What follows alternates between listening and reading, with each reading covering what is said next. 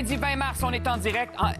Entendez-vous le bourdonnement des abeilles, le bruit des bourgeons qui poussent? Ça, c'est parce que c'est l'équinoxe du printemps aujourd'hui. Paul, à quelle heure exactement? 7h24, heure avancée de l'Est. Donc, on se rend direct à ce moment-là. Je propose quelque chose à la maison. On se met une alarme et on vous avertit un petit peu comme le décompte du jour de l'an. Bienvenue, on va se le dire.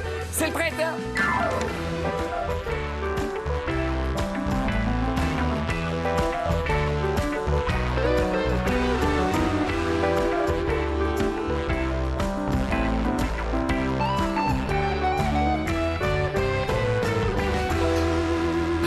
Printemps, oui, monsieur. Oui. Ça suffit un moment donné. Le printemps, faut que... Ça fera. Je me demandais en partant l'émission, là, est-ce qu'il y a des retrouvailles pour vous deux aujourd'hui? Parce que j'imagine, Paul, tu as beaucoup travaillé avec le père de Léane. Surtout avec le père. Mais on a travaillé ensemble sur la dernière émission de cette année-là, où toi, tu faisais Marc. Oui, oui. Qu'on n'a pas vu encore, évidemment. Non, c'était celle de la saison d'avant. Ah, OK. Donc, oui. Mais est-ce qu'il te connaît depuis que t'es petite? Je pense que oui. Oui, Paul. oui, oui. Je pense que je devais avoir 6-7 ans. Oui, ton frère aussi. Oui. Puis à chaque printemps, tu vois, on se voit, Paul et moi. C'est ça, il y a comme quelque chose qui se passe. L'équinoxe, c'est vous qui l'amenez, C'est vrai. l'équinoxe. C'est vrai, ouais. Puis alors, il y a le printemps aujourd'hui. C'est aussi la Journée internationale de la francophonie. Et on vous lance un appel. En fait, c'est à tous les francophones qui nous écoutent hors Québec. Écrivez-nous sur Facebook. Et là, oui, on veut vous saluer, mais on veut trouver le téléspectateur francophone le plus éloigné. Tu sais, si vous habitez, je sais pas, Yellowknife, quelque chose au top d'une montagne, on veut vous parler. Et parlant de francophonie, on va aussi recevoir Wilfred Leboutillier plus tard à l'émission. Et dans quelques instants aussi, il y a un des grands gagnants du Gala des Oliviers d'hier qui va nous rejoindre. Mais avant, on va parler d'un autre genre de clown, si vous le voulez bien. L'ex-président américain Donald Trump a déclaré samedi soir sur son réseau social Truth Social qu'il s'attend à être arrêté mardi dans le cadre d'une enquête. Alexis Delancer. Oui. De un, Bonjour. bonjour. Bonjour. De deux, pourquoi? Pourquoi? À cause du versement d'une somme, rondelette somme de 130 000 qui aurait été versée. Je ne sais pas si vous vous souvenez de Stormy Stormy Daniels, actrice pendant un certain temps dans le monde de la pornographie. Ouais. Somme qui aurait été versée peu de temps avant le vote, en pleine campagne électorale, pour la contraindre au silence. Elle qui aurait pu rendre publique une affaire extra-conjugale impliquant donc M. Trump, à l'époque candidat, et elle-même. 100 quelques mille dollars Oui, 130 US, 000 évidemment, qui ont été US, remis. c'est ça. Mais c'est pas quelque chose qui a été prouvé devant un tribunal hors de tout doute raisonnable. Il va falloir le faire. Si c'est le cas, M. Trump, à grands coups de messages sur Truth Social, en lettres majuscules, a tout fait de mousser l'affaire, peut-être dans l'intérêt de, si on veut, parce que, évidemment, ça peut susciter un ralliement autour de sa personne et de sa candidature pour les primaires qui approchent à grands pas face à Ron DeSantis, l'autre candidat rival. Mais c'est un peu ça le cœur de l'affaire. Une des nombreuses affaires qui lui pendent au bout du nez, Donald Trump. Il n'y a rien de certain dans son cas, c'est sûr et certain. Son arrestation comme telle, ça, c'est... Il n'y a rien de certain non plus. Lui, on évoque une fuite comme ça, c'est pas clair. Ça serait une arrestation, on s'entend, assez symbolique, arrêté, menotté momentanément, une déclaration, puis ensuite il repart, puis là, le processus s'ensuit. Mais on n'en est pas là pour l'instant. C'est ça. Ça émane de Manhattan, du district judiciaire de Manhattan, que Donald Trump accuse de tous les maux dans cette affaire-là. Ben oui. Et ce serait une première, non? Non. Non, c'est pas une première. Il s'est arrêté, non? En 1872, le président... À quelle heure? Non. 7h24. Heure avancée de l'Est. On pourrait vérifier. Ulysse Grant, qui était le général qui a été le général héroïque dans la guerre de sécession américaine, avant l'assassinat d'Abraham Lincoln, il est devenu président. Et il a été arrêté en 1872. Arrêté, et tenez-vous bien, menotté Voyons. et amené en prison. Et il a dû verser une caution de 20 $ à l'époque, de 1872. Ça devait être beaucoup Très beaucoup bijoux. d'argent. Savez-vous pourquoi? Parce qu'il avait fait un excès de vitesse dans sa charrette avec son cheval. Wow! Ça s'invente vraiment. pas. Et l'histoire est absolument savoureuse. Le policier qui l'a arrêté était un policier afro-américain de Washington en 1872. 1872. Rappelez-vous, c'est à peine 6 ans, 7 ans après la fin de la guerre de sécession. Pourquoi? Pour abolir l'esclavage. Absolument. Ben, c'est un policier noir de Washington qui a arrêté le président, l'a menotté et l'a amené en prison. Incroyable. Wow. Vous voyez un policier, lui, qui ne pourrait pas arrêter Trump, c'est ce policier en carton, la suite dans les idées, c'est quand même fort. Non, mais vous l'avez peut-être aperçu dans des rues près de chez vous. En fait, pour l'instant, il y en a un à ma connaissance, et c'est à Saint-Bruno de Montarville. Ça a été installé par un citoyen. Est-ce que c'est une bonne façon? Est-ce que par chez vous, à Boucherville, ça roule vite? Ça roule vite à Boucherville, ça fly. Fort Saint-Louis, comme C'est on un dit. moyen temps. Non, mais moi, je trouve que c'est une excellente Moi, j'adore. idée. Moi, si je voyais... moi, tu sais, je veux dire, j'entends une sirène d'ambulance, là, tu sais, puis je fais comme... Oh, je pèse sur le break, même si je suis comme à 92 sur l'autoroute. Fait que je pense que de voir ça, tu te dis, je vais... Je pense que ça peut être bien. Ben- C'est comme un épouvantail, tu sais, ça marche en agriculture, les Ça a été épouvantails. testé à Baie-Saint-Paul en passant par Josiane Lantier, que je salue, qui est une amie, mais qui est une très grande artiste visuelle. Et elle avait installé dans les rues du centre-ville de Baie-Saint-Paul. Elle trouvait que ça allait vite. Donc, elle a gossé, si tu veux, c'est un brigadier, elle, dans son cas, ou un policier. Mais donc, ça fonctionne, les gens ralentissent, les policiers même sont venus la remercier et souvent viennent porter des offrandes à ce policier-là qui est devenu un personnage des beignes. Et j'ai demandé à mon père, moi, dans mon coin, ça roule vite aussi. Et mon père a fabriqué ça, donc j'ai pris exemple sur Josiane. Et cet été, on va l'installer avec les enfants. Oui, Attention fin. à nos enfants. Mais de loin, ça se peut. Ah C'est oui. quoi? Faut y mettre une petite paire de souliers. Oui, c'est parce qu'il va être planté dans le gazon, tu comprends. Karima, à Paris, peut-être. À Paris aussi, ça roule. Hein? À Paris, je suis pas sûre que des policiers en carton, ça ferait le job, comme on dit. Des gendarmes. Ça prend un petit peu plus que ça en ce moment. Et peut-être des éboueurs aussi en carton, ça pourrait peut-être faire le boulot, mais ça non plus, j'en doute, parce que vous avez vu qu'il y avait la grève des éboueurs. Ben oui, Et est-ce qu'on peut poubelles revenir partout. en régie sur le... C'est un tweet, en fait, avec des photos que tu as mises en ligne sur Twitter. Oui, bienvenue à Paris. Oui, oui. Hein. Parce qu'on parle, tu dis justement Emily Paris, et ça, c'est un nom de genre de carte postale, mais il faut dire que les policiers de Paris sont débordés en ce moment. Paris brûle, Paris pue même. Il n'y a personne qui a envie de visiter Paris en ce moment, comme toi qui es ici en ce moment. Mais c'est ça, moi j'ai décidé de fuir pendant une semaine. Fuir ta finalement, job pendant à le chaos. CNews. Mais qu'est-ce qui se passe-t-il? Il y a beaucoup de choses qui se passent à Paris. Oui. Non, ça reste quand même, Paris, c'est une ville extraordinaire. absolument. Et il y a ce bouillonnement aussi, je dirais, les citoyens sont dans les rues. Bon, je vous explique rapidement. Il y avait ce projet de réforme des retraites, donc projet du gouvernement depuis plusieurs mois. Et une des mesures là, qui ne fait vraiment pas l'unanimité, en fait, c'est de faire passer l'âge légal de la retraite de 62 à 64 ans. Avec notre regard un peu nord-américain, on se dit, ben OK, c'est un peu spécial. Ben oui. Mais non, parce qu'il y a le modèle social français. Les Français tiennent à ce modèle-là. C'est une façon aussi d'avoir une sorte de filet de sécurité quand vous arrivez à 62, parce que ça, c'est un autre problème. Il y a un senior sur deux, donc à partir de 55 ans, c'est 55 ans et plus, c'est une personne sur deux qui ne travaille pas, qui n'arrive pas à avoir du boulot. Donc, ils ont vraiment quand même ce problème-là en France, plus que dans d'autres pays en Europe. Alors, bref, cette histoire de faire cette réforme, ça ne passe pas. 90 des actifs français ne souhaitent pas cette réforme. Presque c'est 2 Français sur 3 Ouais. non plus. Mais Alors, les gens sont en colère. Cet Oui. après-midi, le président Macron aurait pu tomber, si j'ai Oui, bien compris. c'est ça, exactement. Donc, Sauvé de justesse. c'est ça. Il y avait vraiment une grosse opposition à ce projet de réforme-là et il a décidé, c'était la semaine dernière, de faire passer le projet de réforme, vraiment de le faire passer en force. Là, avec, Ouais. je vous épargne, là, c'est un article de la Constitution. Ce serait un peu l'équivalent du bâillon. C'est de dire, ben, finalement, Oui, on c'est y ça. va. Et comme il est en situation minoritaire, comme un peu l'équivalent de gouvernement minoritaire, si vous voulez, bien, aujourd'hui, il y avait un vote important à l'Assemblée et par 9 voix, le gouvernement a réussi à C'est de tenir, justesse. mais c'était vraiment de justesse. Donc, à l'heure où on se parle, cette réforme a passé, mais les Français n'ont pas dit encore leur dernier mot. Les syndicats sont très mobilisés et vous avez vu, donc, dans la rue, les gens sont dans la rue. Il y a eu des mobilisations. Il y a eu aussi des blocages. Donc, dans certains cas, il y a des grèves de transport, la grève des éboueurs. Donc, au bout de 2 semaines, dans des quartiers, je veux dire, vous avez des poubelles partout. Et là là. Alors, oui, c'est très, très, très, très chaud et il faut quand même donner ça aux Français. Ils ont cet esprit de mobilisation. Moi, je trouve ça, je suis fascinée. Là. Tu sais, ils descendent dans les rues, ils s'expriment et c'est ce qu'on voit. Mais ce soir, par contre, ça se peut que ça dérape. Ça peut s'envenimer, tout ça. là, Oui, non, justement. c'est quand même, c'est pas nécessairement drôle nécessairement quand on voit ça parce que les mobilisations étaient assez, je vais dire, paisibles, Ouais. pacifiques.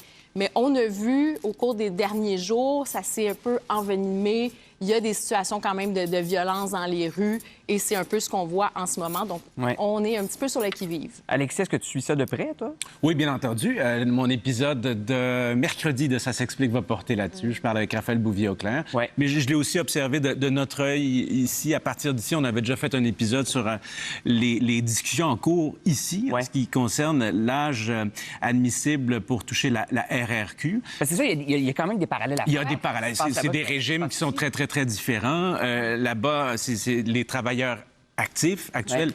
paient pour ceux qui sont à la retraite. C'est comme si on parrainait en quelque C'est ça. sorte un aîné. Parraine ton retraité. Exactement, mais c'est pour des raisons différentes qu'on réfléchit au changement qu'on pourrait instaurer. Ici, il y a de l'argent quand même en caisse, Ben oui. 106 milliards de dollars, ce qui pourrait être assez pour faire des versements pendant 50 ans, même s'il y avait un arrêt total des cotisations. Non, ici, c'est plutôt pour combattre la pénurie de main-d'œuvre et pour protéger aussi les finances des gens, pour essayer de les inciter à rester le plus longtemps possible C'est ça. sur le marché du travail. On discute de la possibilité de faire passer de l'admissibilité donc au versement de la RRQ de 60 à 62 ans, des scénarios qui vont jusqu'à 65 ans. Bref, on est vraiment dans une phase de consultation imposée par la loi qui a lieu cycliquement. On n'est vraiment pas dans un scénario où le gouvernement a pris une décision et il va de l'avant avec cette décision. Ben, celui toi, tu retournes dans une semaine, c'est ça? Oui, c'est ça. Les vidanges seront peut-être passées. Oui, d'ici on là, l'espère te le bien. souhaite. Et là, comme aujourd'hui, c'est la Journée internationale du bonheur, il faut le rappeler, selon les Nations unies, on va passer à un sujet plus festif, si vous le voulez bien. Et Léane, hier, tu étais, pour les gens qui ont regardé le Gala des Oliviers, ils t'ont entendu. Oui, ils m'ont pas vu. Non, mais tu étais la voix, tu étais cachée dans ton petit, cocheron et tu étais certainement. la voix officielle. Et donc, est-ce que tu pourrais nous introduire le prochain invité? J'ai même une petite toune un peu Oscar, OK? Regarde ça. Hier, il a remporté le trophée de la découverte de l'année, mais aujourd'hui, C'est pareil. c'est nous qui allons vous le faire découvrir, Mathieu Pepper! Ah, bravo, Mathieu! Des bulles qui t'attendent! Oui, oui, oui. C'est tellement les Oscars, hein? C'est complètement les Oscars, excuse-moi. And now, Moi, from je te Pillow prends en Talk, face comme si t'avais rien gagné. Reprends ton discours. Matthew Oui, ça Pepper. bénéfice, ce discours-là. Non, mais avant de parler du discours, là, je veux rappeler, c'est pas ton premier Olivier, mais le découverte de l'année, il y a quelque chose de significatif, Ben, j'imagine. c'est mon premier Olivier personnel parce que j'ai C'est ça. gagné pour Under Draps, mais c'est toute l'équipe. En fait, c'est moi qui ai été chercher le prix, mais c'est toute l'équipe qui a gagné. Fait que là, c'était la première fois que je montais là, pour moi. Là. Puis en plus, c'est ça, là, on en parlait, mais il y avait ta mère. Oh. C'est Sam Breton qui te remet le trophée. Oui. Sam qui est un bon ami. Oui, oui, vraiment. On dirait que je savais pas comment je réagirais. Tu sais jamais comment tu réagis à ce genre de patente-là, mais là, le fait que ma mère soit là, c'est quoi les chances? Puis que Kat puis Sam, c'est vraiment deux personnes que j'aime beaucoup. Sam, c'est un de mes très, très bons amis. Puis là, on dirait que c'est lui qui annonce ça. Je pensais pas là être comme un peu shaké, je l'étais complètement. Le trophée venait des mains de ta mère. Oui, non, plus. c'est extraordinaire. Elle l'a tenu, je voulais qu'elle tienne pendant... Tout était beau. J'ai failli la tuer en l'enlevant, là, sa colonne vertébrale a craqué au complet, mais ça, c'est un détail, hein? C'est un Elle a petit survécu, détail. Elle a rassure-nous. survécu, super OK. heureuse aujourd'hui. On a des images de toi dans les secondes qui ont suivi une fois qu'elle t'a remis, parce que, bon, le discours, j'ai l'impression que de voir ta mère, ton ami, tout ça arrive en même temps, c'est beaucoup trop à gérer. Et ça donne ceci, mesdames et messieurs. Colin, merci. Je sais que ça fait longtemps que je fais ça puis qu'il y a du monde qui trouve ça absurde, découverte, mais c'est pas quelque chose qui m'appartient. C'est les gens qui ont décidé de tendre l'oreille dernièrement, puis j'en suis vraiment content, évidemment, mais je voulais pas dire touché. Je trouvais que ça faisait... mais c'est... hey, ça va bien, à date, c'était cœur, hein, ça? Non, mais c'est bon, ça m'a fait... Moi, j'ai trouvé ça parfaitement imparfait. Ben oui! Fun. C'était pur. Ah, c'était pur, ça, c'était pur, c'est sûr. C'était pas préparé, il y avait pas Oh, de il y discours avait caché à rien, quelque part, il y avait là. rien de préparé. J'étais convaincu que je montais pas. Je sais que c'est quelque chose qu'on dit souvent, mais c'est vrai, je le pense. Je pensais sincèrement pas monter, puis ça se paraît quand il nomme mon nom, il y a comme un petit 2 secondes que je suis dans le siège, en faisant ah shit, ça m'arrive là. Aucune idée que ta mère allait être là. Aucune idée, aucune. Mais Zéro. quand même qu'au début, quand il nomme, je pensais que c'était une joke, je pensais qu'on s'en allait en VTR, peut-être Ok. une joke de quelqu'un, c'est pas vrai qui parle de toi, je m'entendais tout à ça. Es-tu Sauf... resté pour le party? Ben non, elle est partie rapidement après. Elle Ok. chauffe pas le soir, puis elle chauffe pas à Montréal. Comment elle Elle a s'appelle ses ta mère? limites. On l'a nommée. Nicole. Bon, c'est Nicole. Est-ce que Nicole est une nouvelle vedette aujourd'hui? Parce que ça parlait beaucoup de Nicole sur les réseaux sociaux hier. On l'a ajouté sur le site de l'agence parce que là, on veut la caster dans des pubs. On va faire du cash avec Nicole. là. Il y a de l'argent à faire. Absolument. Mais donc, il y a ça. Mais là, tu dis, là, j'ai pas eu le temps de remercier tout le monde. Là, c'était un peu, à C'est bonne cacophonique, franquette. oui.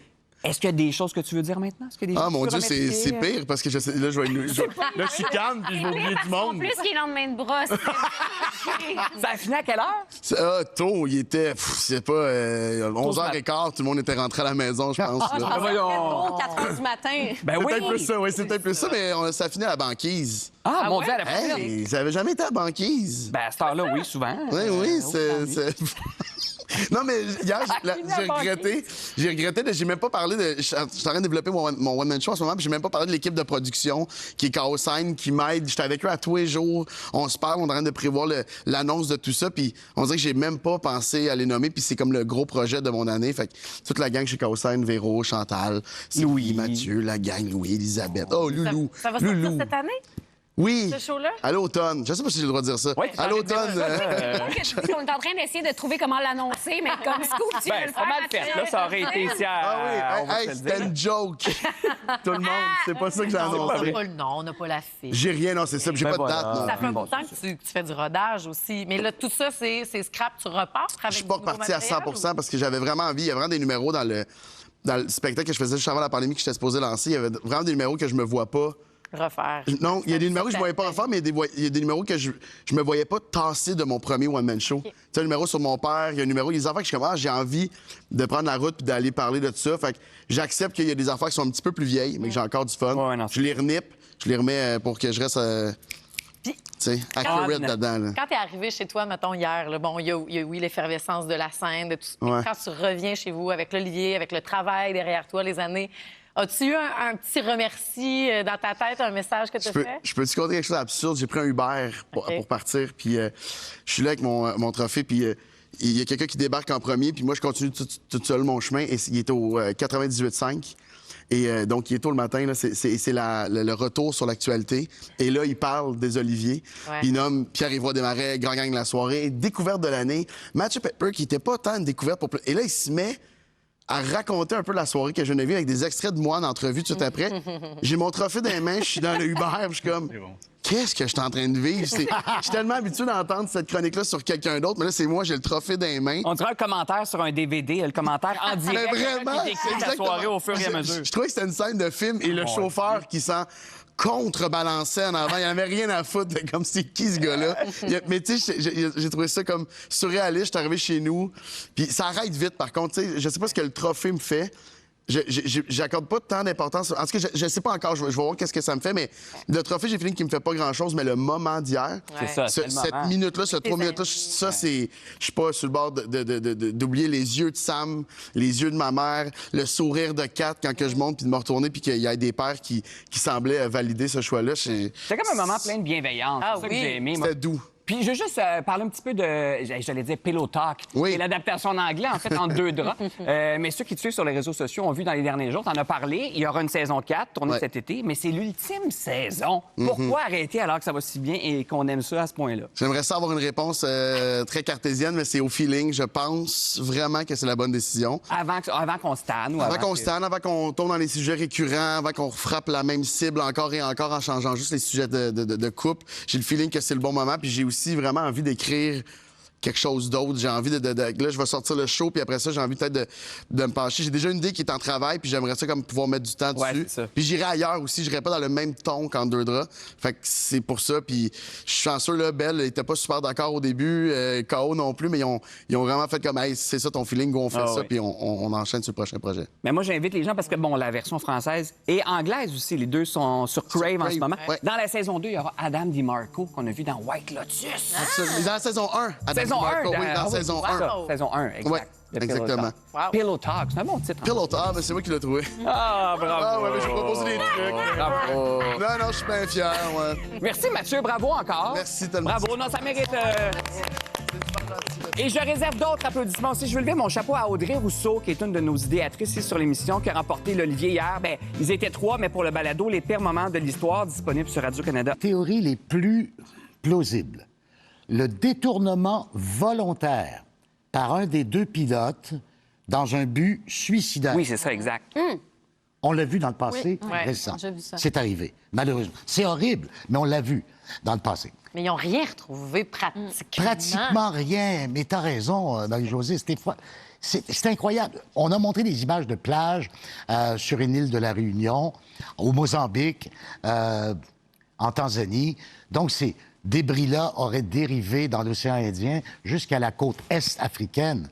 Et ils ont été authentifiés comme étant faisant partie de l'appareil, le Boeing 777. J'ai regardé un petit peu le documentaire, puis mon meilleur ami est tombé dans le vortex de... Fait qu'il a Ah, là, il s'est mis à tout lire. OK, regardé. oui. Puis là, il me disait, faut que tu demandes à Paul, parce que ça a l'air qu'il y a eu des appels qui se sont faits, que les téléphones continuaient de fonctionner quand même, et qu'il y a même le père d'une des petites filles qui essayait de rejoindre son père, qui a mané aurait appelé. Tu sais, là, on est dans le complot, puis dans les grandes... Mais t'as entendu parler de ça? Non seulement j'ai entendu parler, la gestion de la crise, à partir du moment où l'appareil est disparu, 38 minutes après son décollage de Kuala Lumpur, pouf!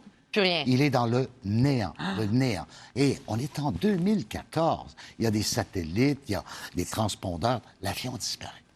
Et la gestion de crise par les autorités malaisiennes a été épouvantable. Alors, c'est catastrophique. Puis, Catastrophique. j'ai vu, c'était dans le premier épisode, où ils vont réunir les familles dans un hôtel et il y a une personne qui est là, où c'est un membre donc, de la famille, est concerné, tout ça. Il dit, écoutez, c'était l'enfer. Je veux dire, tout le monde est rassemblé, ils n'ont pas de réponse, ils sont dans l'inconnu total, ça pleure, ça gémit. On se dit, mais comment ils ont fait pour réagir de cette façon-là, laisser les familles comme ça en plan? Et effectivement, le mystère qui plane toujours, puis on est dans toutes ces théories par la suite, parce qu'on n'a aucune réponse, finalement. Non. C'est ça qui est fait. Une proche d'origine chinoise tente un effort désespéré. Ça fait qu'ils sont en pleine nuit à l'aéroport de Pékin. Et elle dit, je vais essayer de le rejoindre en parlant de son mari.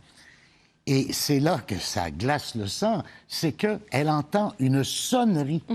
Comme si le téléphone était en opération. C'est ça. Mais ça ne répond pas, bien entendu. Mon Dieu! Alors, c'est Lost, c'est la Non, série mais on a perdue. plus Ils sont battu dans peut-être sur notre une île. téléphone que tu tombes sur la boîte vocale. Ça a là, pas tu de viens de bon vivre sens. ça. Et là, impossible. ça relance une autre théorie de la conspiration. Et pourtant, c'est un journaliste très crédible. Jeff Wise est un journaliste scientifique qui connaît très bien l'aviation. Là, il est parti sur un complot comme quoi l'avion a été bel et bien détourné. Et au lieu d'aller vers le sud de l'océan Indien, serait allé vers le Kazakhstan et il met en cause les Russes pour une raison, Sébastien. C'est qu'au même moment où disparaît MH370, c'est la grande opération de l'invasion de la Crimée par les Russes. Et lui, sa théorie, c'est que les Russes voulaient créer un détournement de l'actualité ou de l'opinion publique et tout ça. Ils auraient créé ça. Je ne dis pas que c'est la théorie la plus plausible. Et puis, il y a celle du suicide du commandant ou du premier officier. Léa n'en peut plus. Qu'est-ce qui se passe? Mais comment ça se fait qu'on soit pas capable, avec la technologie qu'on a? Comment ça se fait? Je veux dire, il n'y avait pas un satellite qui pourrait être du Google Earth? Il y en a eu un. Et c'est la raison pour laquelle on a su que l'avion a volé tout seul pendant 7 heures après la disparition. Eh boy! Mais voyons Oui, et que la théorie la plus plausible et vraisemblable, c'est qu'il a bel et bien volé au-dessus de l'océan Indien jusqu'à temps qu'il n'ait plus une goutte de carburant. Il s'est écrasé. Et à cet endroit-là, dans les 40e rugissants de l'océan Indien, les recherches ont duré des mois et des mois. Rien. 200 millions de dollars. Ça se peut pas, ça. Mais c'est MH370, le titre. Il y a 3 épisodes. C'est à voir sur Netflix. En fait, faites vos recherches. Le mystère ne fera que s'épaissir. C'est très conspirationniste. Exactement. Après la pause, on célèbre la francophonie. Et d'ailleurs, à la maison, continuez à nous écrire sur Facebook. On cherche les francophones hors Québec les plus éloignés ou les plus... On en parle avec Rose Nantel, qui est journaliste à Radio-Canada à Ottawa. Bonjour, Rose. Bonjour, Sébastien. Où est-ce qu'ils sont au Canada? On entend toujours dans l'Ouest et tout ça, mais ils sont où à travers le territoire? Ils sont partout. Ils sont partout? Ils sont partout. Mais avec le recensement de 2021 de Statistique Canada, on a eu les chiffres récemment, là, vers la fin de l'été. Ça a fait jaser. Hein? Le français est en déclin partout au Canada, même au Québec. Donc, oui, les chiffres sont inquiétants. On a lu beaucoup d'informations qui sont contenues dans le recensement de 2021. On a un bon nombre pour les francophones au Canada, c'est-à-dire le chiffre est en augmentation des gens qui parlent la langue française, mais le poids démographique des francophones au Canada est à la baisse. Pourquoi? Parce que le poids de ceux et celles qui parlent l'anglais et d'autres langues augmente plus rapidement que ceux et celles qui parlent la langue française.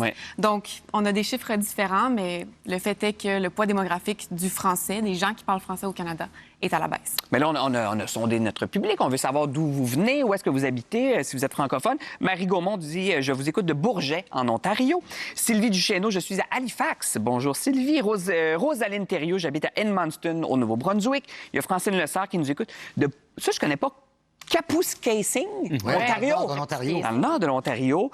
Et on nous écoute même de l'extérieur du Canada. Hélène Marceau, elle habite en Virginie, en Caroline du Nord. Donc, j'imagine qu'elle se... Ah ben oui, voilà. Et Martine Parent, elle prend un petit drink. Margarita, en nous regardant, est à West Palm Beach. Ah oui! Mais ça nous écœure parce qu'il fait chaud là-bas. Puis tout ça. Donc, t'es allé te promener. T'es allé à la rencontre des jeunes à l'extérieur du Québec. Et ça a donné donc un reportage « Vider son sac, une jeunesse francophone fatiguée ». On en a un extrait. J'entends souvent dire que les jeunes ne font pas assez, qu'on est en train d'accélérer la mort de la langue française. La francophonie, c'est pas notre seule cause à plaider. On a l'environnement, la santé mentale, la réconciliation avec nos peuples autochtones. Il y a beaucoup de causes. En tant que jeune, des fois, on sent la pression de porter toutes ces causes, puis des fois, ça peut se sentir comme un fardeau.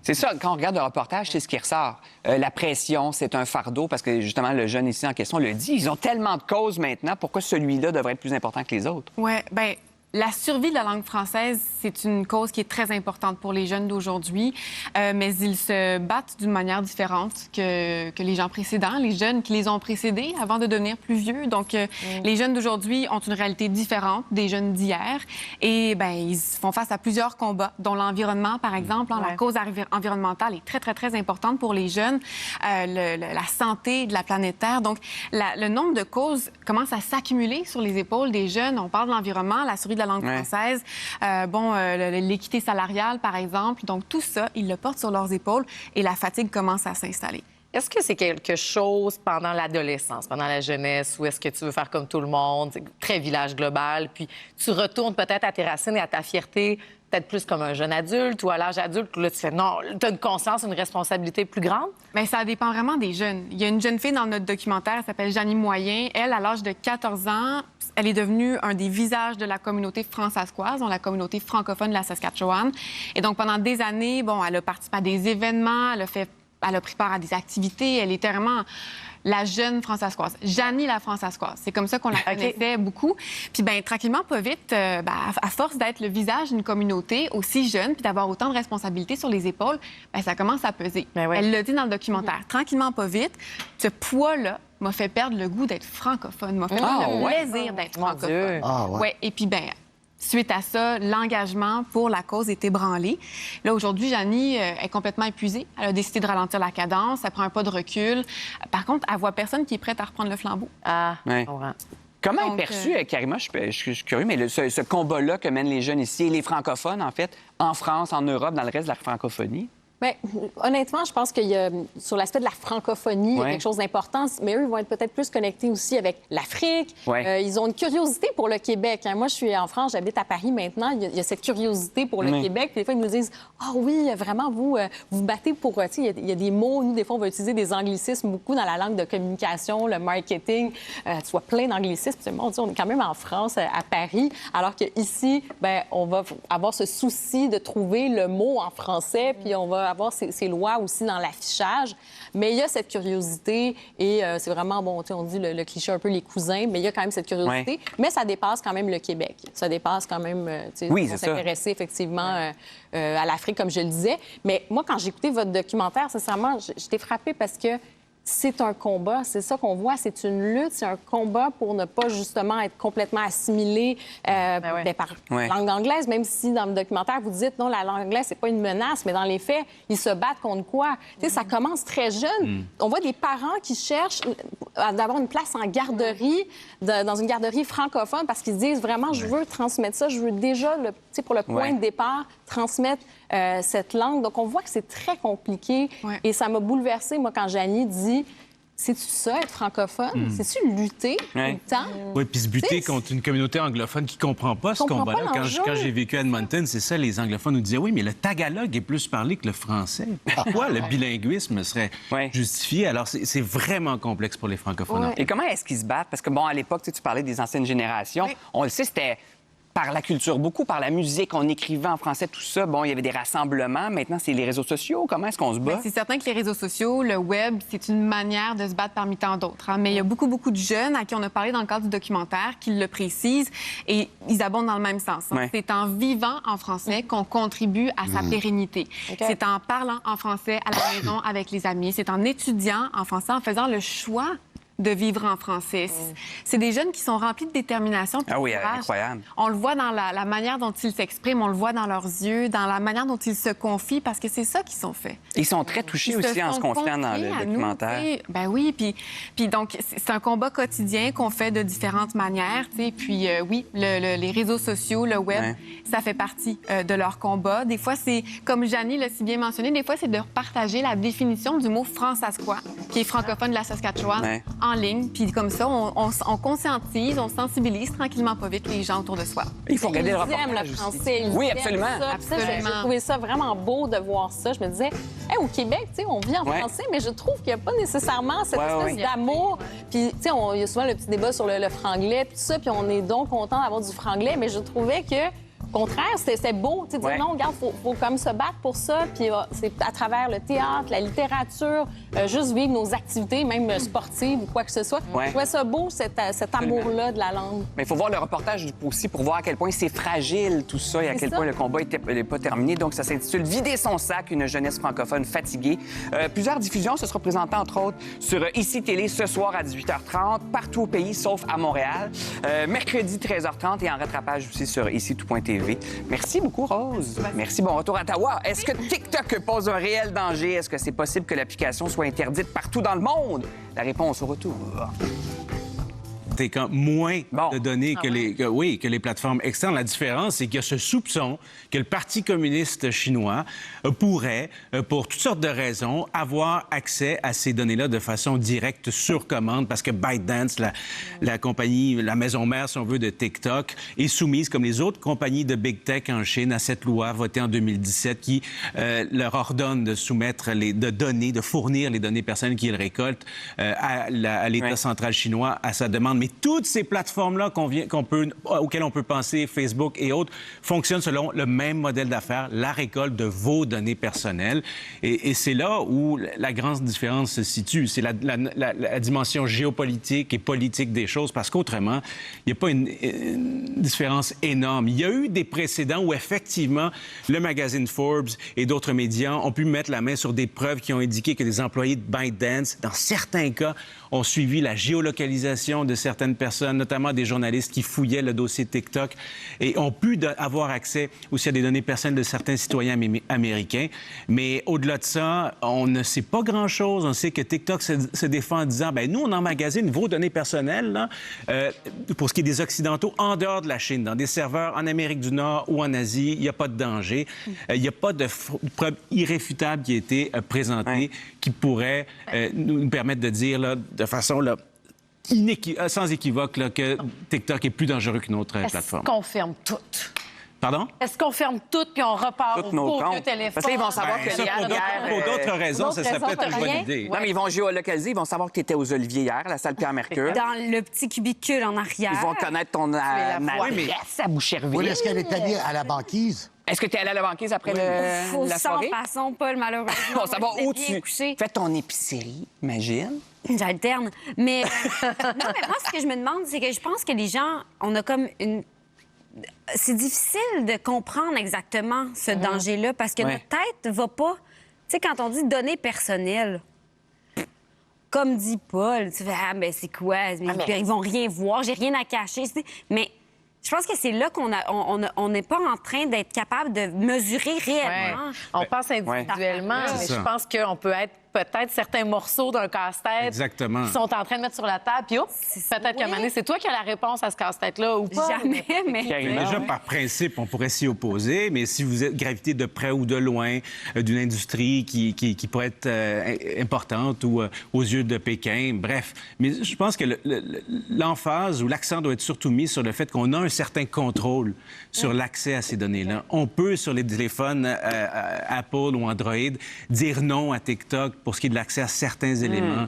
La caméra ou l'appareil photo quand Toutes on est... les questions qu'on lit pas là, puis qu'on répond. Exactement. Il y a une douzaine de pages là, il y a un contrat d'une douzaine de pages auxquelles on répond oui ou non quand on s'abonne à TikTok. Ah, je l'ai lu, c'est... Si on le lit un peu, on va comprendre l'étendue de l'affaire. Et il y a des moyens aussi de se sortir de ça. Oui, mais je pense, moi, des fois, je réfléchis à tout ça parce que, bon, je suis journaliste, tout ça, je suis hyper connectée et tout, puis on est dans une société où est-ce qu'on est vraiment sur le... C'est ça, j'allais dire l'attention, puis le besoin d'attention. Et je pense que peut-être collectivement, on a renoncé aussi beaucoup à notre vie privée, à cette part-là, par besoin de reconnaissance, par besoin de like, par besoin d'être dans cette espèce de danse-là collective. Il y a ça aussi. Donc peut-être qu'on porte moins attention à ces choses-là. Puis peut-être l'autre danger de TikTok, il y a la question des données personnelles, mais c'est peut-être aussi sur tout l'aspect de notre capacité d'attention. On est, je pense qu'on est des cobayes. C'est ça. Je pense qu'on est une génération de cobayes sur les technologies, mais on a consenti à ça par besoin de reconnaissance. Puis ça met en relief aussi le peu de, si on veut, d'empressement qu'ont les autorités publiques à mettre de l'ordre dans tout ça, que ce soit pour les données personnelles ou les autres aspects des choses. C'est très pratique pour un gouvernement de dire à sa fonction publique, c'est fini TikTok. Ça donne l'impression qu'on est dans l'action, mais on ne touche pas aux lois qui protègent nos données personnelles davantage. C'est là où ça peut agacer certaines personnes. Paul? Moi, ce qui me fatigue un peu, et là, je ne veux pas jeter le pavé dans la mare, mais je ne sais pas si vous regardez l'évolution du dossier TikTok, c'est un seul élément d'une sorte de tension nerveuse qu'on nous impose médiatiquement et politiquement avec les Chinois. Ben oui. C'est la même chose avec les Russes. Bon, le grand débat, devrait-on envoyer des athlètes russes à Paris ou non? C'est comme si c'était la lutte du bien contre le mal et tout ce qui vient de l'étranger. Mais est-ce que vous savez que les cyberattaques peuvent provenir de beaucoup d'autres sources que la Chine et causer des dommages invraisemblables? Mais en ce moment, est-ce qu'on se serait tanné, si tu veux, du personnage du méchant russe? Là, on est rendu avec les Chinois beaucoup en ce moment. Ça nous prend notre méchant. Ça nous prend une peur parce que Xi Jinping est avec Vladimir Poutine en ce moment à Moscou. Mais ça a commencé par l'ingérence dans les élections. Doit-on avoir une commission d'enquête publique? Puis là, boum, est apparu quoi? Des postes de police chinois. Oui, c'est vrai. Brossard. Ben oui.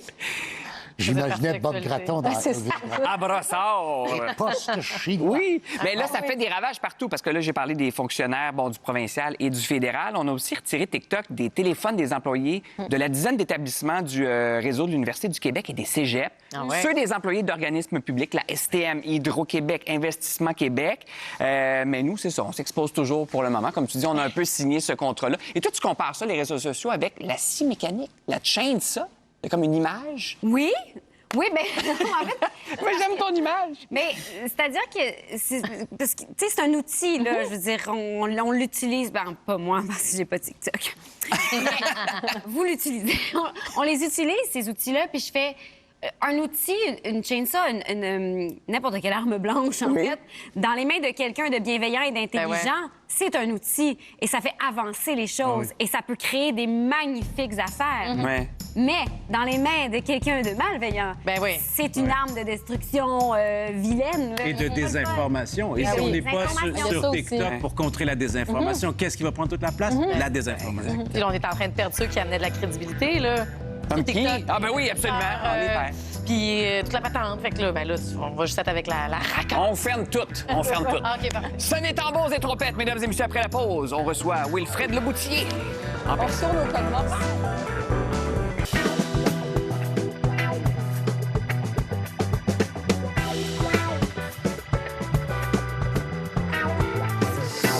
Wilfred Leboutier est de retour, mesdames et messieurs, qu'on a pu retrouver samedi en passant en direct de l'univers. Et il lance cette semaine Les Fils du Père, un tout nouvel album avec les gars du Nord, lancement qui aura lieu à Tracadie-Shaila. Bonjour, Wilfred. Bonjour. Plein de salutations. On parle aux gens de la francophonie aujourd'hui. Il y en a plein qui sont de ton coin. On parle de Tracadie. Il y a Diane Haché-Comeau qui fait dire bonjour. Elle est au Nouveau-Brunswick.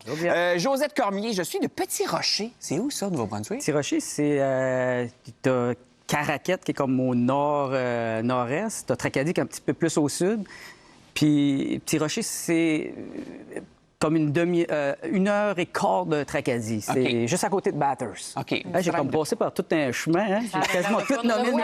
Faites le tour. Tu aurais pu passer par Grand-Anse, ça, c'est Corinne Landry, Grand-Anse. Oromocto, ça, je connaissais pas du tout, Jeannette Thériault. Et Sainte-Marie-Saint-Raphaël, île de Lamec, péninsule acadienne. Hey. Ça, c'est Normand Aubu. C'est une place, ça? Ben ouais, là, t'as nommé comme 2 places. Mais, Les gars du Nord, ça fait 10 ans. Ça a commencé comment, ça? Écoute, ça a commencé, c'était vraiment un projet, un get-together, de se mettre ensemble pour le temps des fêtes au mois de décembre. Puis c'était vraiment cercle d'auteurs. On était 4 têtes d'affiche du Nouveau-Brunswick, moi, Danny, puis Maxime et Jean-Marc Couture à l'époque. Jean-Marc Couture à l'époque. Puis on faisait nos chansons, puis à la fin de notre répertoire, ben on finissait ça avec des classiques du temps des fêtes, là, comme le Minuit chrétien. Mais toutes vos soirées se finissent en get-together comme ça. Moi, j'étais allée une fois, puis j'étais rendue en train de chanter du Lady Gaga avec des gens que je connaissais pas. J'ai jamais fait ça, mais tu sais... Parce que ça vient en party, c'est mais festif. c'est n'importe qui, puis tout le monde est accepté, accueilli. Vas-y, chante, essaye ça, je vais te montrer. Il y a quelque chose de tellement convivial puis accueillant. Oui, bien, c'est accueillant, mais beaucoup musical aussi. Ouais. On dirait que tout le monde, par chez nous, joue d'un instrument, puis quand on joue pas d'un instrument, on va juste chanter a cappella, tu sais. C'est ça. Ouais. Un mix de générations, beaucoup aussi, c'est ça qui est touchant. Aussi, puis on reste comme attaché à nos racines, puis à nos valeurs acadiennes, qui fait en sorte qu'on est beaucoup familial. Puis la musique aussi traditionnelle reste bien présente aussi dans notre quotidien. Là, tu sais. Mais c'est important de dire, je parle de ce nouvel album-là, qui vous montre en train d'effectuer un virement. Il y a quelque chose, un virage, en fait. Oui. Parce qu'on parle de musique du temps des fêtes, on n'est plus nécessairement là-dedans. Là. Non, bien, on faisait ce projet-là pour le temps des fêtes, puis on faisait aussi les festivals d'été. Mais les festivals d'été, on faisait comme un répertoire traditionnel, comme de la musique, comme du 1755, du suroît, de la musique acadienne.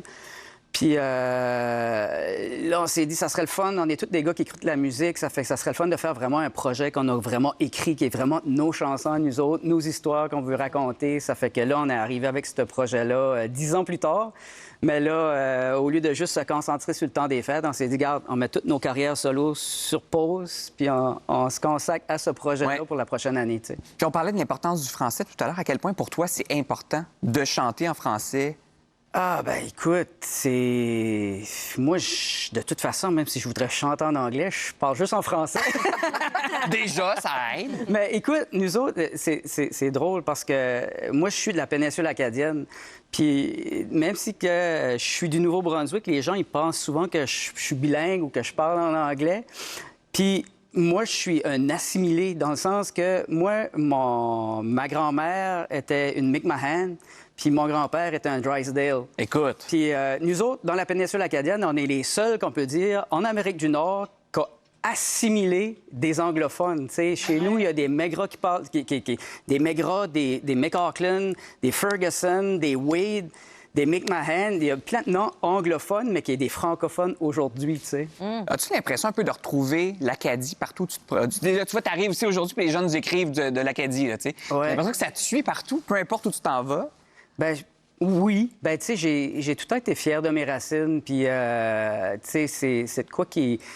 Tu sais, je pense aussi, quand t'es un artiste, puis t'as comme une voix à porter aussi, parce que moi, si j'ai été attaché à la culture acadienne puis à la chanson francophone, c'est grâce à des artistes acadiens et francophones, comme un gars comme Zachary Richard, en 94, un congrès mondial des Acadiens, avant de chanter, nous a fait un cri du cœur avant d'interpréter sa chanson « Réveil ». Puis ça a venu me chercher comme petit gars qui regardait la télé puis qui apprenait à jouer de la guitare puis tout ça. Puis c'est drôle parce que 10 ans plus tard, je chantais la même chanson avec lui dans un congrès mondial acadien à Halifax avec Jean-François Brault. Puis on était installés chaque bord de Zachary, puis on chantait Réveil. Puis cette soirée-là, on était à la citadelle d'Halifax, puis on a descendu le drapeau britannique pour monter le drapeau acadien. C'était tellement symbolique. Là. Après la chanson, la performance, on s'est pognés les trois dans nos bras. Puis moi, je shakais, puis Zachary, tu sais, comme c'est un homme qui montre pas beaucoup d'émotions, mais il était en larmes, tu sais. C'était tellement un beau... C'était un de mes plus beaux moments en carrière, là. Quand il nous a chanté la balade de Jean de Bataille. Ben oui, évidemment, on est tombé en amour avec. Puis c'était à quelle émission? Parce qu'on se parlait de ça pendant la pause. Ben oui. Il y a 20 ans, mesdames et messieurs. À ce moment-ci, à cette date-ci précisément, tu étais dans le manoir de Star Academy, saison 1, 2003. Ça fait 20 ans cette année. Puis je sais qu'avec le recul, tu sais, bon, on a entendu toutes les histoires et tout ça, mais il y a eu un moment où tu pensais même que c'était pas vrai. Que c'était tout ça était arrangé tellement... Parce que les gens se garochaient sur vous, les gens vous couraient après. C'était démesuré. C'était fou. Honnêtement, moi, au départ, les premières sorties qu'on a faites, moi, une semaine avant, là, je veux dire, il n'y a pas un chat qui me connaît autre que ma mère et mon père, là, tu sais. Puis tu passes à la télévision, puis tu arrives, je pense que les premières fois qu'on a sorti, c'était comme... Notre commanditaire à l'époque, c'était les Pacini, puis on avait fait une tournée des Pacini. Toutes les bars à pain. Toutes les bars à pain. On arrive à là, man, il y avait du monde, là, s'il y avait des marées humaines, puis on dit, ben voyons donc, tu sais, c'est ceux qui ont engagé ce monde-là. Là. C'est des figurants. Vrai, là, qu'il y a du monde qui crie pour nous autres, comme si on était des Beatles, là, tu sais. Ça fait qu'on s'est dit, hey, c'est un show de télé, là, c'est sûr qu'on fait de la télé, puis qu'on est pogné dans un concept, là, tu sais, mais finalement, pour se rendre compte que c'était vrai, cette affaire-là, puis, mais c'est ça, c'était juste démesuré, tu sais, mais c'est des souvenirs que j'oublierai jamais, là. C'est des moments incroyables. Puis t'es encore là 20 ans plus tard. T'as apporté ta guitare. Ça, c'est un drôle d'adon, hein? Parce qu'il lance un album, il chante. Elle est là, la guitare. Puis il y a un micro, je pense. C'est drôle. On dirait qu'elle est prête à être utilisée. En plus. De notre collègue Jean-Philippe Barry-Guerrard, c'est au tour de son roman Haute démolition d'être adapté en série qui met entre autres en vedette Léane Labrèche d'Or. Et on en a un extrait. C'est super léger, Léane. Non, mais pour ceux qui n'ont pas lu le roman, qui était très anxiogène, comme tous les livres de Jean-Philippe Barry-Guerrard, ça parle de quoi, Haute démolition? Qu'est-ce que ça raconte? C'est l'histoire, en fait, de l'ascension d'un jeune humoriste. Ça se situe dans le milieu de l'humour. Ça pourrait être l'ascension de n'importe qui dans n'importe quel milieu, hein, on s'entend. Qui va... on suit cette gang-là de jeunes humoristes qui vont aller vers, un succès assez franc. Et qu'est-ce qui arrive après, finalement, avec ce succès-là? Puis, plus précisément, la relation amoureuse que Raph Massy, qui est joué par Étienne Gallois, a avec Laurie Blais. Qui est joué par toi? Qui est joué par Léane Labrèche d'Or. Qui est son autrice. C'est ça, qui va devenir, son amoureuse. Mais qui est très bonne sur scène aussi. Et qui, est une humoriste inavouée, là, tu sais. Un peu comme toi ou pas du tout? Ah non, pas comme moi. Pas comme toi. Et ça avait fait beaucoup jaser, ce roman-là. J'avais l'impression que tout le monde le lisait. En tout cas, tous mes amis lisaient ça au moment que c'était en 2021. C'est sorti quand même dans un moment, j'utiliserais le mot crunchy. Ben oui, on était en pleine vague de dénonciation, entre autres dans le milieu de l'humour. Et là, j'imagine, là, déjà, l'eau a coulé sous les ponts depuis, ça fait déjà 2 ans. Mais à quel point ça t'a permis de changer un peu ta lunette sur tout ça? Mais je pense que n'importe quelle situation est vraiment bonne à regarder sous différents angles. Et le temps permet vraiment de visiter des angles qu'on n'aurait pas visités sur le coup. Ouais. Ce genre d'adaptation-là aussi, le fait de transposer un roman à l'écran, déjà, ça permet des distances, des prises de position aussi qui sont différentes, qui sont pas que ce qu'on a retrouvé dans le roman. Puis je pense que ça permet un dialogue qui est un petit peu plus lousse, un petit peu plus d'écoute, un petit peu plus de bienveillance quand même avec ces 2 ans de pause là, sur cette discussion-là. Je pense que c'est très intéressant. Je pense pas que cette série-là aurait été faite de la même façon et aurait été aussi, selon moi, réussie à, mettons, 2 semaines après la sortie du roman. C'est ça. Et je pense qu'elle ne serait pas pertinente non plus dans 3 ou 4 ans. Je pense qu'elle est sur son X, comme on dit. Oui, exact. Ce qui est troublant dans beaucoup de romans de Jean-Philippe, et dans ce cas-ci particulièrement, c'est que tout n'est pas blanc et noir. Non. Comme c'est le cas dans la réalité, dans ce genre d'histoire-là. Il y a le personnage de Raph Massy, qui, est coupable ou non à voir de certains trucs qu'on lui... Mais ils sont tous. Ils sont tous. Mais c'est ça, tout le monde devient coupable. Il n'y a personne qui est 100 blanc. Il n'y a personne qui est 100 noir dans les rapports, dans la méchanceté. Il n'y a personne qui a Puis quand je dis blanc ou noir, c'est les mains blanches. Il y a personne... personne n'est Lady Macbeth et personne non plus est juste Belle de La Belle et la Bête. Puis c'est ça qui est intéressant. Puis ça montre des vrais humains qui sont multidimensionnels, ce qui est... et là, ce sera une portion éditoriale, ce qui est assez rare dans les œuvres qu'on fait en fiction parce qu'on fait de la télé, on joue avec des codes. Il faut qu'on rapidement s'attache, qu'on prenne comme public, qu'on prenne position sur qui on a envie de suivre, qui on a envie d'haïr. On en parlait tout à l'heure avec TikTok. C'est très manichéen comme façon de faire. Il y a le bien et le mal. Et voilà, c'est plus simple. Donc, c'est ça, ce qui est le fun que Jean-Philippe vienne aussi donc nous brasser un petit peu dans ces codes-là. Ça fait des œuvres que je trouve vraiment beaucoup plus intéressantes. Ouais. Tu sais, avec le recul, est-ce que la société elle-même, et nous, on en fait partie, mais est-ce qu'on n'a pas tous une part de responsabilité dans la création de ces monstres-là? Ils utilisent des gros guillemets, mais on en fait des monstres. Sébastien, il n'y a personne... C'est tous les humains. Puis on est des humains qui sont individualistes dans quelque chose qu'on veut appeler une société. On veut travailler en groupe, puis en même temps, on se ramène au TikTok, puis au ci, puis au ça, puis à cette culture-là de vouloir plaire puis vouloir aimer, parce qu'au fin fond de nous, on a des carences. Non, mais c'est que ça fait des bonnes histoires aussi. Tu sais, les médias aussi ont peut-être leur part de responsabilité dans tout ça. Ça fait des bonnes histoires et ça fait des clics. Nous, on veut lire là-dessus. On aime en discuter autour de la machine à café. C'est comme MH370. Ça fait une bonne histoire. Oui, exact. Qui est basée sur des faits qui sont pas appuyés... sur des histoires qui sont pas appuyées sur des faits. Ça donne mieux... Mais d'ailleurs, si vous écoutez la série Haute Démolition... il y aura plus de détails sur le fameux vol. Ah oui, il y a ça là-dedans. là-dedans. La série, oui, puis après ça, on comprend l'avion You. C'est ça. Oui, hein? Ouais. On est tous un peu voyeurs, non, là-dedans? Oui, puis aussi, je pense que selon les époques, parce que vous posez la question, est-ce qu'on crée les monstres? Est-ce que la société crée les monstres? Moi, je pense que la société, en fait, crée la possibilité du monstre, mais selon les époques, ça va varier. Sur certaines époques, c'est plus, on va valoriser une certaine violence.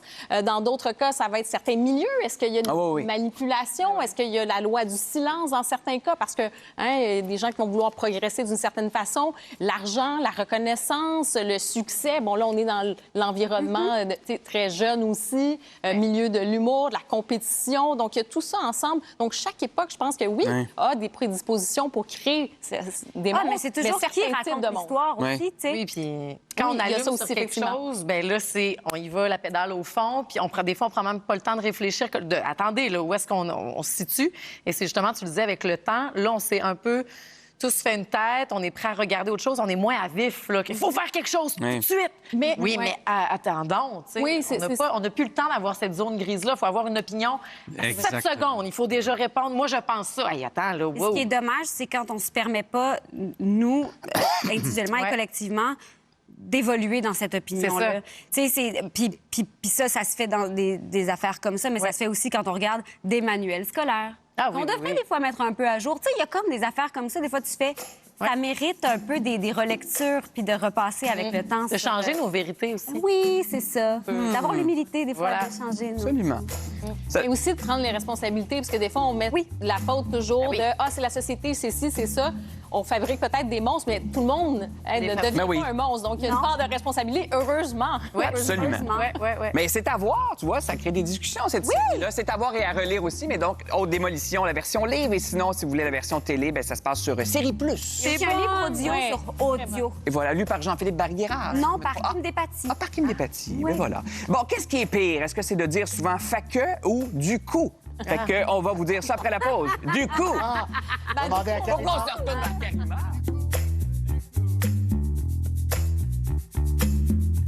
Avec mes petits souliers. Ben oui. Sans mes bottes. J'ai apporté mes sandales. Bon, parfait, c'est prêt. T'es audacieuse. Une botte blanche, là, c'est encore ça. C'était un peu boiteux, là. Non, mais moi, j'ai toujours des lingettes de bébé maintenant dans mon sac. Fait que juste avant d'arriver en onde, j'ai passé une petite lingette là-dessus. Là-dessus, on va profiter de la présence de... Là-dessus, excusez-moi, là, c'est le printemps. Bon, pardon. On va profiter de la présence de Karima pour répondre à une question qui nous a été inspirée par un texte du Devoir et qui est très française. Est-ce que c'est mal de dire du coup? Quand tu es en France, soyons francs, Karima, est-ce que tu dis du coup? C'est un piège dans lequel on tombe facilement. Non, mais c'est une contagion, cette affaire-là. C'est ça le problème, c'est que quand tu te mets à dire ça, c'est ça le problème, c'est que tu le redis. Et c'est ça le danger, en fait. Voilà, le problème, c'est pas de le dire une fois. Et même, ça peut être dans des moments précis, le du coup, si on regarde à l'Académie française et tout, ça peut avoir une signification. Mais ce qui est arrivé, c'est qu'on détourne ça et on l'utilise à toutes les sauces, un peu comme le... Faque. C'est l'équivalent de notre faque, du coup. Ou le genre aussi, tu sais, genre, faque. Mais ce sont des béquilles, mais qui sont peut-être cycliques. Non? Il y a des modes. Du coup, ça commence à faire un petit moment quand même, mais... Du coup, est comme indétrônable, j'ai l'impression, en France. Pardon? Du coup, semble indétrônable en France. J'ai ici le genre, le comme, fac. Mais du coup, on dirait qu'il est bien installé. Là. Oui, sauf que quand même, je dirais qu'avec le temps, quand ça devient comme une béquille, ben là, il peut y avoir un mépris de classe aussi, hein, de dire, ben ça se dit pas, et tu sais, des trucs comme ça. Moi, j'ai entendu le mot « par contre hein. ». Là-bas, on va dire beaucoup « en revanche ». Si vous dites « par contre », là, c'est mal vu. Donc, il y a un snobisme aussi dans les expressions. Et d'ailleurs, je parlais avec une amie, elle me disait que son petit garçon allait à la crèche, donc l'équivalent un peu de la maternelle. Ouais. Et à un moment donné, il avait dit, par contre, et la dame, donc, la professeure, si vous voulez, l'avait repris en disant, non, ça se dit pas par contre, parce que là, il faut dire en revanche. En revanche. Et comme quoi, oui, c'est ça. Donc, il peut y avoir ce petit mépris de classe aussi avec les expressions, un certain snobisme. Ben, j'ai des petits trucs parce qu'il y a l'autrice de La guerre aux Français qui s'appelle Marie-Hélène Verdier. Bon, elle préconise de remplacer ça par en conséquence, ce qui fait que, alors, donc, par conséquent, finalement, dès lors, tout à coup, en conclusion, c'est pourquoi, subséquemment, désormais, par la même occasion, tu vois, il y a plein... Mais du coup, c'est plus le fun. C'est plus le fun. Ben oui, c'est parce que on cherche pour être plus court, tu sais, fait en conséquence de la raison pour laquelle, tu sais, c'est un peu long pour, on veut comme... Mais quand on le dit en connaissance de cause, on sait qu'on est en train de dire faque ou du coup, puis qu'à la limite, il y a un petit deuxième degré. Ah!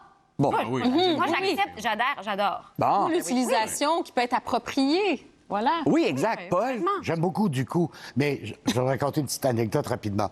Ma belle-maman, qui nous a quittés il y a quelques années, était née aux États-Unis, au Massachusetts. Elle n'a jamais vraiment maîtrisé l'anglais puisqu'elle avait été élevée en français, mais elle avait gardé des sons. Et quand elle parlait, qu'elle nous racontait des choses, on était à la table au souper, j'adorais ça. Au lieu de dire fac et du coup, elle enchaînait le mot so. Oui. Anglais. Alors, elle parlait en disant, on est arrivé, puis là, Francine est venue me chercher, puis on s'est pris dans la neige, on est... Et là, c'est charmant. Ça donnait un petit côté exotique. Complètement. Entre ça et les anglicismes en France, je prends mieux le du coup. Définitivement. Non? Il est plutôt là le combat, je pense. Ben oui. Ah ouais. Fait que c'est la fin de l'émission. Fait que c'est le printemps. C'est l'heure du Faucon Pèlerin. Et voilà, demain, MC Gilles sera là, Frédéric de Grandpré, tiens, qui sera là demain, Catherine Beauchamp, Catherine Brunet et Sophie Fauron. Merci à vous. Bon printemps. Bon printemps.